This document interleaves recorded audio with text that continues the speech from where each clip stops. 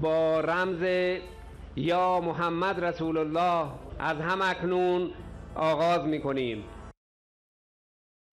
در نخستین عملیات رزمایش ناو هواپیمابر فرضی هدف اصابت 4 فروند موشک قدرتمند ساحل به دریا قرار گرفت.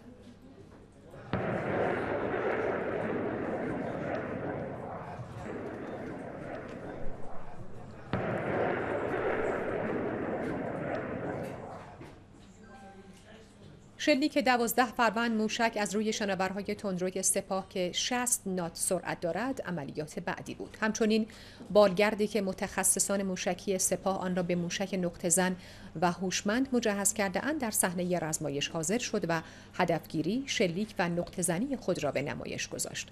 آزمایش 2 نمونه موشک بالستیک دوربرد و 1 موشک زمین به زمین از دیگر نکات مهم رزمایش پیامبر اعظم است.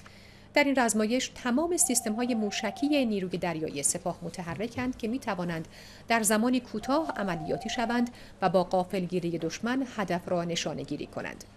درگیری دریایی با شناورهای فرضی، دفاع پدافند هوایی در تنب بزرگ، کوچک و ابو موسی، پرواز پهپادهای سپاه و کنترل تمام سامانه‌های راداری و الکترونیکی و موشکی در این جزایر با پهپادها نیز از دیگر مراحل رزمایش پیامبر اعظم است.